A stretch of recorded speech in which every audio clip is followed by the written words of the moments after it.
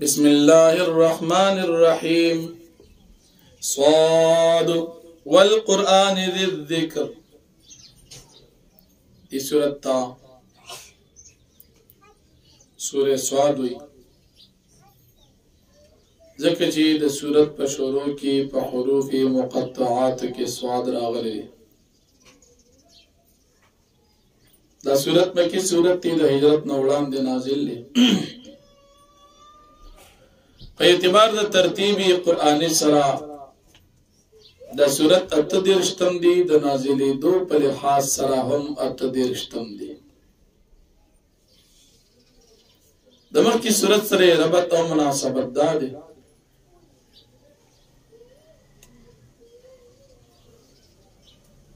چې د مخکې سورت په آخره کې د مشرکانو کافرانو د شرکی عقیدې تردید شو، او د دې سورت په ابتدا کې د مشرکانو د شرکی عقیدې تردید کیږي. د مخکې سورت په ابتدا کې د الله پاک د توحید دعوا او د هغې دلایل بیان شوي، او د دې سورت په شروع کې هم د الله پاک د توحید دعوا او ورسره دلایل د توحید ذکر کیږي. یا د مخکې سورت په آخره کې صداقت د قرآن کریم بیان شو، او د دې سورت په آخره کې به هم صداقت د قرآن کریم ذکر کیږي.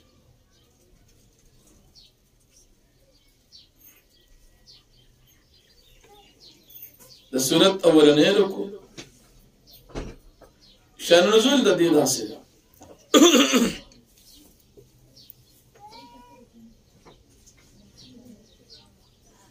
په دې سورت کې 15 رکوعات او 8 آیاتونه دي. 15 رکوعات 8 آیاتونه باندې دا سورت مشتمل ده.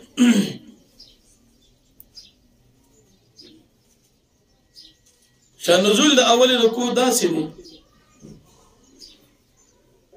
یو ځل ابو طالب بیمارو، کافران د ابو طالب تپوس لراله. دلته نبی کریم صلی الله علیه وسلم هم د تر سره ناست.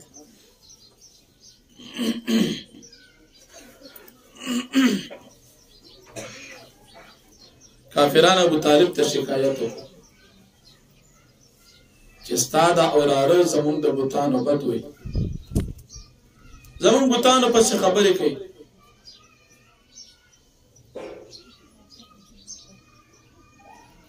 نبی کریم صلی الله علیه وسلم ته ابو طالب وی چې دا څه مسله ده. نبی علیہ السلام او فرمایل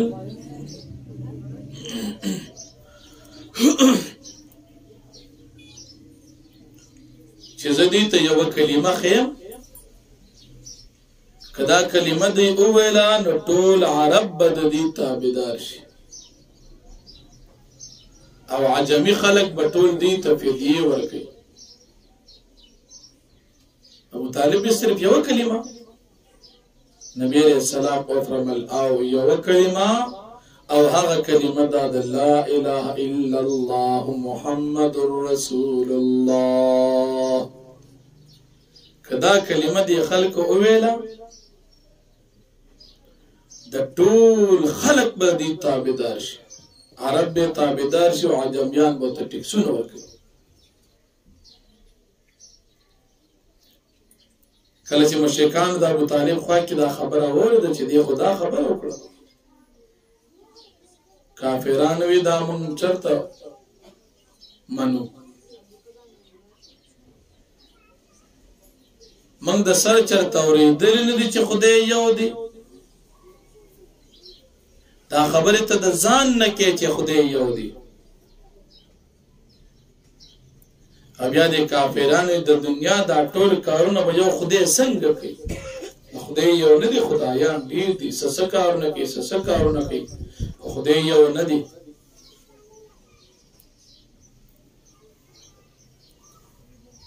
بیا دې مشرکانو کافرانو دې خپل کشرانو ته وي د دې سړي په خبره باندې یقین مه کوئ، خپل عبادت د خپل بتانو کلک کوي، د په عوامو کې مرګتیا ونه کوي. مشرکانو مشرانو کشرانو مشرکانو ته وي چې تاسو د عبادت د خپل خدایانو کلک کوي، د خبره مه منئ. دا سړی چې دی د خپل یو مقصد دی، د هغې د ولې دا خبرې کوي او دا دې د ځان نه خبرې کوي. نو په دغه موقع باندې الله پاک د دې صورت د اولنۍ رکوع نازله کړه. په دې رکوع کې د کافرانو تکبر ذکر کیږي، د پخوانو قومونو هلاکت ذکر کیږي، او بیا د الله پاک په توحید باندې د نبی علیہ السلام پر رسالت باندې د کافرانو تعجب ذکر کیږي، او د الله پاک د توحید په باره کې د دې تعجب او حیرانتیا ذکر کیږي، او د خپل کافرانو کشرانو ته په شرک باندې د استقامت د دوی دعوت او حکم ذکر کیږي، او په خپل کفر باندې د همیشه والی او د عقیدې د توحید په باره کې خپل جهل د دوی ذکر کیږي. او بیا چې کله قرآن کریم په نبی علیہ السلام نازل شو، نو دیوی دا قرآن صرف په ده نازلیږي، په سردارانو قریش باندې نه نازلیږي، او په ده نازلیږي.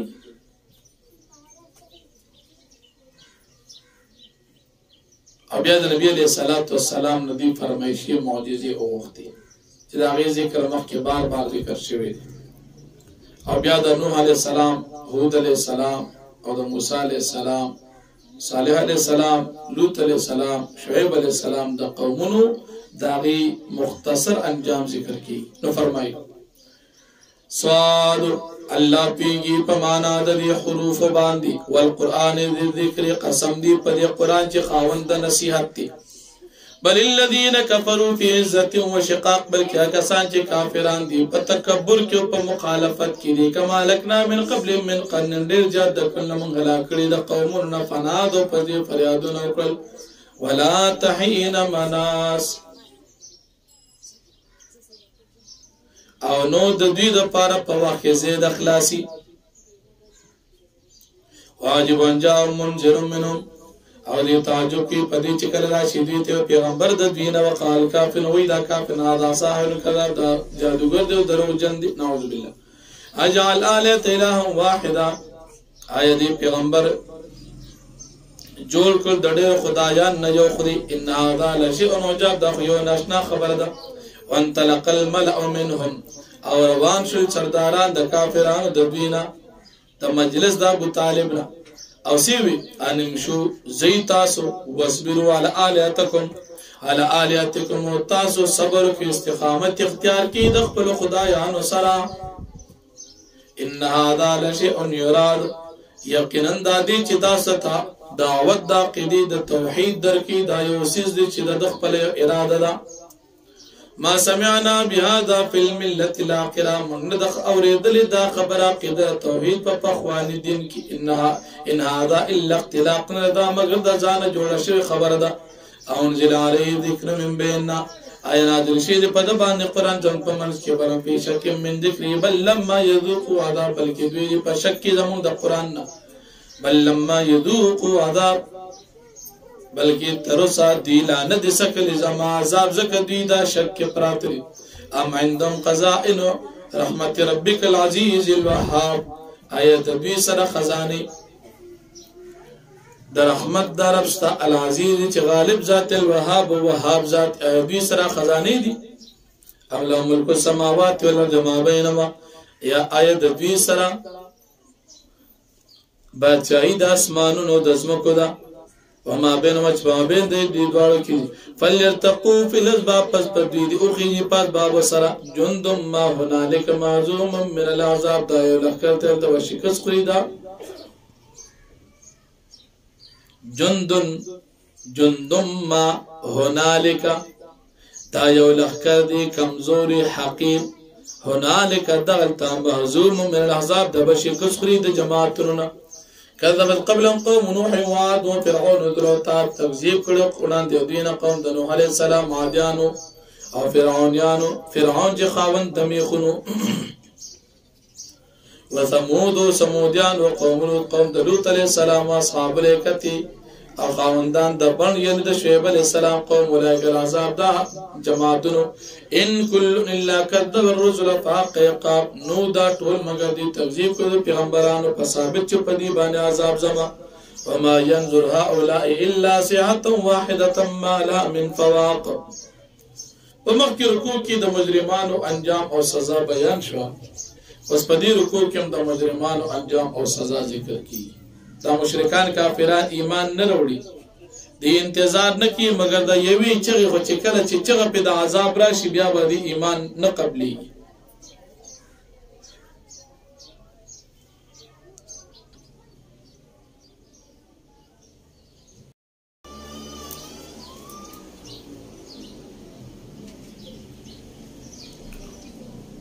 نو په دې رکوع کې وما خلقنا السماء والارض ما بينهما باطلا په دې رکوع کې د نبی علیہ السلام د رسالت دلیل ذکر کیږي په دې رکوع کې د متقینانو او د مجرمانو کافرانو او مؤمنانو تفریقه ذکر کیږي قرآن کریم صداقت ذکر کیږي د سليمان علیہ السلام د اسونو سره محبت او داغه پرورش ذکر کیږي او خپل بیبي ته بیبيان ته د نزدېکت واقعات ذکر کیږي چې تاسو ته ذکر شو سليمان عليه السلام د جهاد لپاره مجاهدین ته تیار نشو سليمان عليه السلام اراده وکړه چې بیګاله بیبيان ته نزدېکت وکم دا مجاهدین بچي پیدا شي جهاد وکړي ان شاء الله ته پاتې شه د یو بچي او ناقص بچي پیدا شو نور بچي پیدا نشو هغه باندې سليمان عليه السلام د الله پاک نه معافي وغوښتله او الله پاک سليمان عليه السلام ته د اسونو د جهاد په ځای باندې هوا مسخره کړه چې په یو میاش کې د یو میاش سفر به په یو سهار ماښام باندې کول نو فرمایي وما خلقنا السماء والارض ما بينهما باطلا من الذي پیدا کړ اسمان ازو کې څه په بین د دوړ کې بس ذالک دا بس ګمان ظن الذين كفروا دا ګمان د کافرانو دي فويل للذين كفروا من النار فسلكت دي كافرون د پاره جهنم نه امن جعل الذين امنوا اي من غدو کسان چې مؤمنان عمل صالح عمل کړی دي کې کل مفسدين لري پشان د فسادان د ازمکه امن جعل المتقين كالفجار من غدو متقين پشان د فاجران بالکل نه ګرځو کتاب انزلناه د قرآن کتاب دې موږ نازل کړی لیک ته مبارک د برکت کتاب دی ليدبروا آيات پاره د خلق سوچ کی پدې کې ولې تذکر او خواندان نصیحت په عقل او نصیحت حاصل کې خواندان د عقل او ابنا لداود سليمان منګور کې داود عليه السلام سليمان عليه السلام شي نعم العبد دار الخبند انه هو يقين درجو كن كلا پاک ای ورد علي بالعشي صافينات الجياد کله چې پیش کړو په د باندې په دما خان کې اکر اسنه فقال ذو اني احببت حب الخير قنزد سلمنا ساتم دي اسنه سلام محبت دمال عن ذکر ربي دا اني احببت يقين ما محبتكم حب الخير محبت دمال سران ذکر مقابله د ذکر د رب زما کې د دی وجنا حتا توارت بالحجاب تر دې چې معنا قضا شو منذ ورانه په پردو کې پټ شو ردوا علی دا واپس کې په ما باندې فتوقع مسحم بالسوق ولا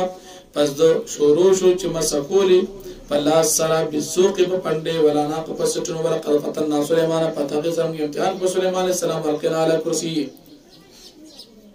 امن کې خود په مستر فراش باندې بس جسدن یو نیمګړي بدن ثم انا بیا درجو کله پاک تقال دی رب اغفر لي وبير ما تراکم رب اغفر لي ما تبخنك وهب لي ما تراکم ملکن دا بچای لا ينبغي له حد چی چا لپاره مناسب نه مين باجوان بعد انك انت الوهاب يقين توركون کی ذاتي فسخرنا له الرحم تابع کړه د پر هوا تجربه به چې دا جاری د حکم باندې روخه ان پنرمه سره حي توصاب کم جتا چې بد غختل وشیاطین او شیطانان مطابق کړه د کله باندې پارا باندې جوړول باندې او بس په غټو هم کوانی واخرین مقرنین فی الاصفاد نور پیریان چې دا تړل شي په زنجیرونو کې سرکشه هاذا تعنا د زمغه تا فمن ته انسان کې او چې کیا ته نه کې بغیر حساب حساب وان لو عندنا لزلفا واسنما بيقين د دون پنځ باندې خامخا نزدېکت او خیسه ټکار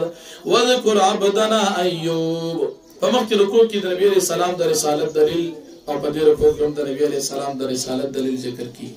مخکې تاسو ته ایوب عليه السلام واقعا ذکر شوی په وخت د بیماری کې چې اتلس کاله بیبي خدمت کړو اخره کې د بیا منل د بیا قسم کو چې زه خشم طالب زو سل چوکي بدیو الله پاک په طریقه خود لا چې جارو والا یو ګډه سل ډکی راواله په وځي په گزار ورکړه په داسې شي چې لکه تا سل گزار د خزه اواله هغه طریقې سره ځان د حینس نبت کا قسم دی پورا بیا په دې رکوع کې واقعات ابراهیم علیه السلام اسحاق علیه السلام ایوب علیه السلام او د نورو پیغمبرانو مختصر فضائل ذکر کیږي او د هغې نه بعد الله پاک د مؤمنان نتیجه او د مجرمان نتیجه د کافرانو او کافران چې کله جنت ته جهنم ته داخل شي داغي د جهنم دخول او مؤمنان چې جنت ته داخل شي داغي دخول ذکر کین او فرمایي وذكر عبدنا ایوب یاد کول من بنده ایوب علیہ السلام نادر ربک چې دا واجب خپلتان نیمه سن شیطان ابلیس بچ خیر ما تر سوال شیطان بنسب تکلیف وعذاب او عذاب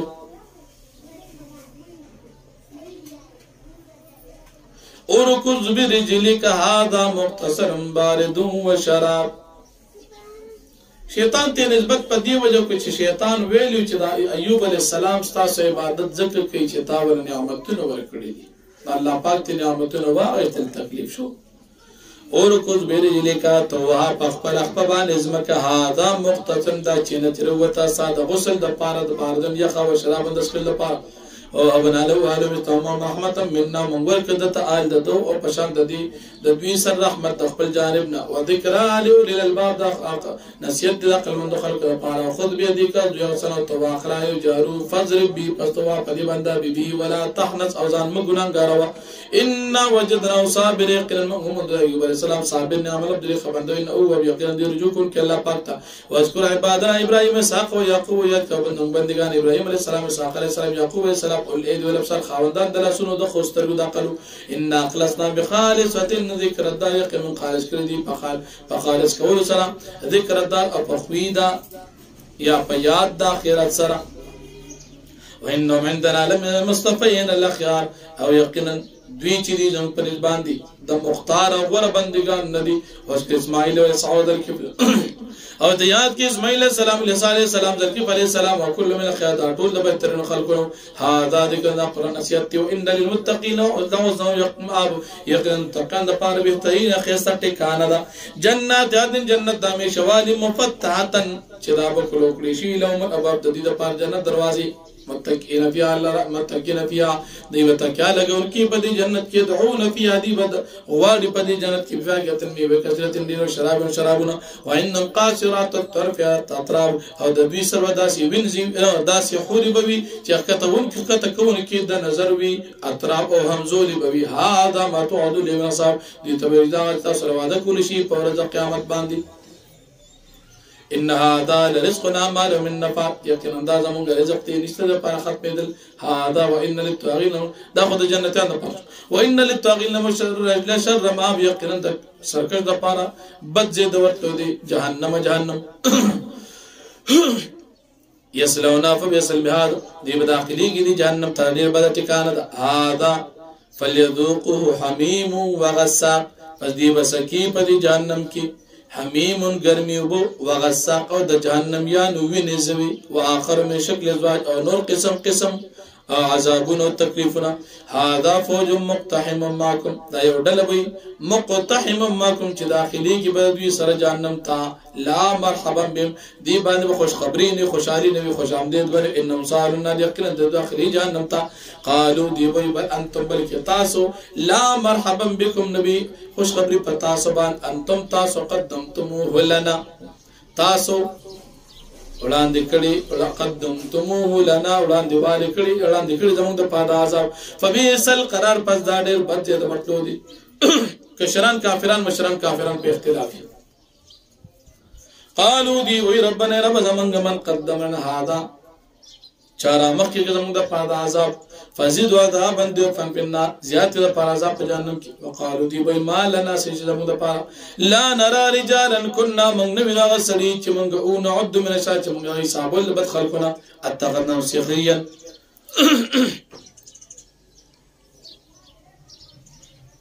آیا موږ نیولې دوی لرا پټوکو باندې امزاغت عنهم الابصار یا کګیشي د دوی زمنګ سترګي ان ذلک الحق تقاسم للنار یقینا د خامخا حق دی تقاسم للنار جګړه کوي یقینا خامخا حق دی جګړه کول د جهنميان بخپل منځ کې په جګړو باندې ولنما انا منذر وما من اله الا الله الواحد القهار امر کې رکوع کې د نبی عليه السلام د رسالت دلیل بیان شو په دې رکوع کې د نبی عليه السلام د رسالت دلیل بیانېږي په دې رکوع کې د نبی عليه السلام ذمہ داری بیانېږي د الله جل شانه د توحید دلایل بیانېږي وقوع د قیامت ذکر کیږي د نبی عليه السلام ذمہ داری چې د وحی تابعداري کو آدم علیہ السلام واقعا مختصرا بیانېږي او بیا په اخره کې د الله پاک وعده او قسم ذکر کیږي چې جهنم مخامخ د شیطان ابلیس او د ملګرو نه ډکو او په اخره کې د قران کریم صداقت بیانېږي نو فرمایي قلت فرما انما انا منذر بشک زيرون کیم وما من الا الله الواحد القهار او نشتر بالمعبود سوا د الله نشي یو د غالب ذات دی رب السماوات والارض ما بينهم العزيز الغفار رب اسمان ذو كبا بين الدوار کے العزيز غالب ذات کے الغفار و بخن کے ذات کے قلت فرمای هو نبأ عظیم دا وقوع قیامت دا بھی خبر دی انتم من مورد تازدین انکار کوي ما کان لم علم نشته مال پر سائل بالملئ الاعلى د فرشتو په مجلس باندې اذ يختصمون کله چې دی په خپل مرګ کې اختلاف کو یو حایل ما توه نشکو الا انما انا نذير مبين مگر زو یقینا زو يرون کې کار قال ربك الملائکه کله چې وساره فرشتو ته انی خالق بشر من تین پیدا کوم شکل پیدا کوم یو بشر دا من تین د خټنه پیدا سوي تر چې برابر کې منفعت فی روحي او ما او فکیو په دې کې خپل جانب نه روح فقعوا له ساجدين پس اغرزی کی تاسو د تا پسجدې سره فسجد الملائکه كل مجمع فسجدوا کړ فرشتو ټول په یوز الا ابلیس مگر ابلیس نو کې ابلیس استكبر انکار کو کان من کافرون دی په د کافرانو قال ابلیس وی الله پاک ابلیس ما منعك ان تسجد لما خلقت بيدي تکم سیز منکی چې تسجدو کی هغه ستا چې ما پیدا کړ په خپل لاس استكبرت تا تکبر کوم كنت من العالين یا تویدا اوچت درجه والا قال ابلیس انا خیر من خلقتنی من نار و خلقته من طین زادنا غورم تا دی پیدا کړ او نظر پیدا کړ نو ندی پیدا کړ خټینا قال الله پاک فرمایل فخرج فاستو زمن د جنت نه پهن کړی تمردود انک وان علیک لعنت الى یوم الدین یقین پتا د ما لعنت تر قیامت پوری قال ربي فانظرني الى يوم يبعثون ابلیس وی ایرا ما ته مهلت را کتر قیامت پوری قال فانك من المزي الله پاک فرمایي چې تا ته مهلت درکړې شو الى يوم الوقت الموت تر قیامت پوری قال فبعزتك الاغوين وجمن ابلیس زمانه پستا په عزت باندې قسم ز بخامخه گمراه کوم ستا بندگان ټول الا عبادك منهم المخلصين مگر بندگان سانیکان برنه بچکیږي قال الله پاک فرمایي فالحق ذات والحق قل او حق نازل لأن جهنم منكم ممن تبعك من مجمعين خامخا زبردكم جهنم ستان او ساده مرګونه د دوی انسانان نجمین د ټول نه چې څوک ستا مرګتیا کی قلت فرمایا پیغمبر علیہ السلام اسالکم علی من اجر جنوال مساس پدې دین باندې سمزوري و ما انا من المتکلفین او زنیم د تکلف ورکونکو نه ان ولا ذکر للعالمین نرد قرآن کریم مگر نصیحت د مخلوقات د پاره ولا تعلمن نبأه بعد حين او خامخابتا سو معلوم شي